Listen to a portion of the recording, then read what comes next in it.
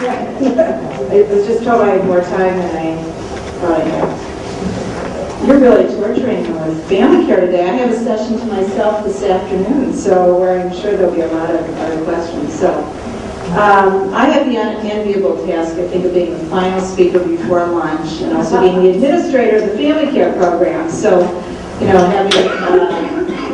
and I realized as I was sitting at the podium that today marks my 7th-month anniversary in the job. So, and I can tell you that I was not misled at all about what to expect being a part of the family care administration. I'm still here 7 months later, now we'll see. So, with that as sort of an opening, I wanted to, again, I know that some of you are going to participate in a longer discussion about family care this afternoon. And I appreciate the comments of all of the speakers on the panel today.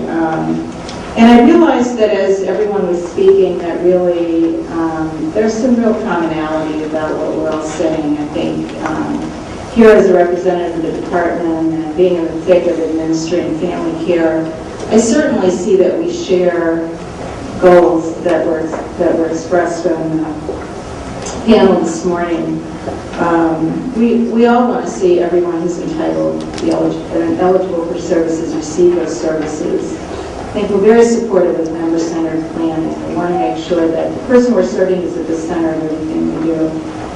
And we appreciate cost effectiveness, but I understand and I hear from you about what is the fairness, what's the equity, is it appropriately funded, are we sure that we've got the mix right? I mean, so I think all of those are shared issues that I bring to you as the administrator of the program at this time. And yet I think sort of looking at the big, stepping back and looking at the big picture for a few minutes,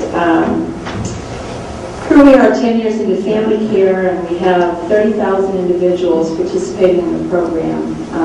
They're being served by 10 managed care organizations. We're in 49 counties and are accounting for about 83% of the state population that has family care.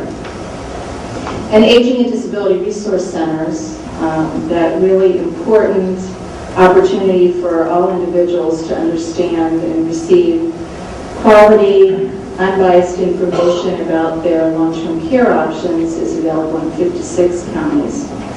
And as Dennis was talking about IRIS, we currently have 1,100 active participants in IRIS. I think IRIS is, I would also say, as other speakers have indicated, that IRIS is a very important part of the whole family of long-term care programs that are available.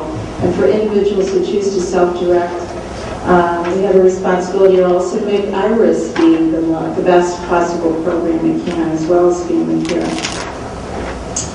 So one of the ways that I've approached this last 7 months is, as many of you know, I was not part of the 10-year planning process that led up to family care, although there's a lot of good history in the department, and I also have the history of being a former county human service department director, so I understand long-term care programs, particularly in the waiver program.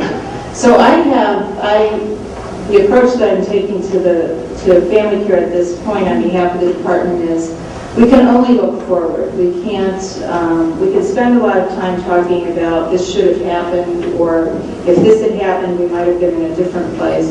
But I don't find that really productive because I sense and I hear from all of you the urgency to problem solve. And so that's really where our energies in the department are really focused at this point.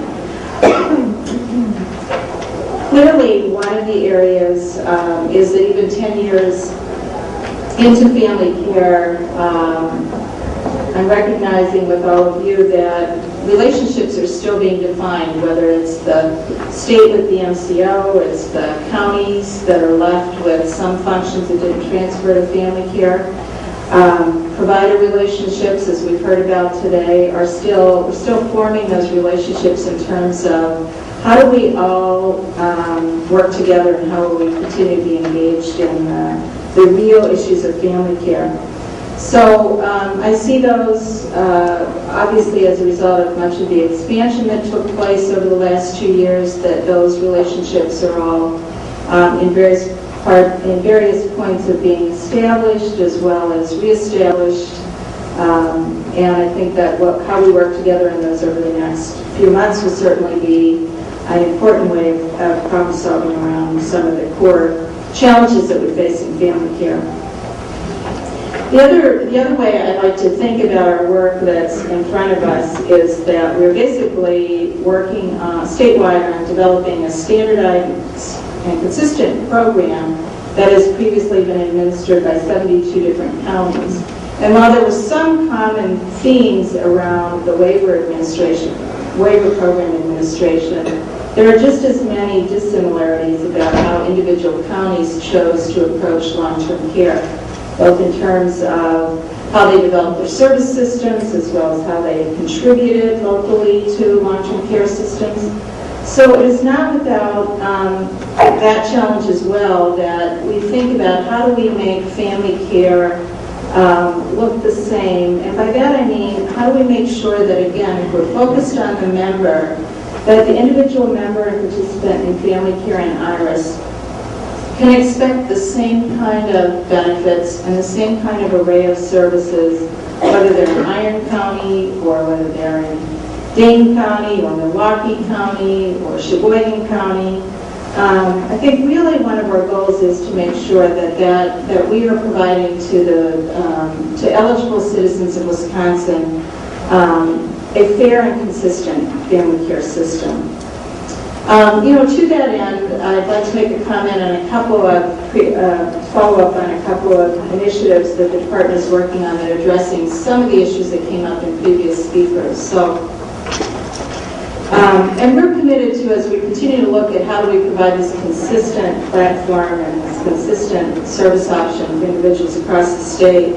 I mean, we're also looking at how can we provide some of the statewide capacity that will help the managed care organizations reduce complications for you as well in terms of multiple systems, whether it's billing or claim systems.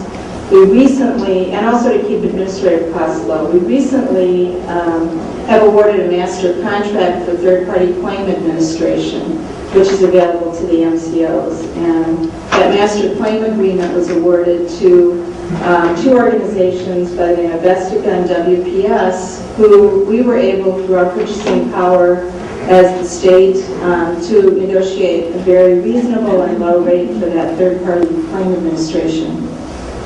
So those contracts will be available to managed care organizations starting in 2011. Also, we are working on developing an RFP for the case management function as well.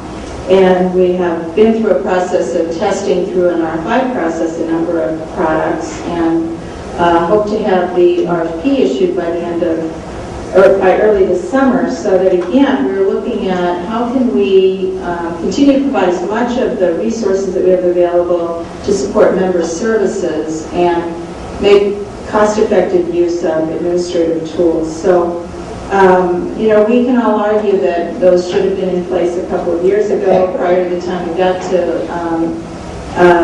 this point in implementation. But again, I can only work from where we are, and I hope that we're all appreciating that that's how we will continue to move forward.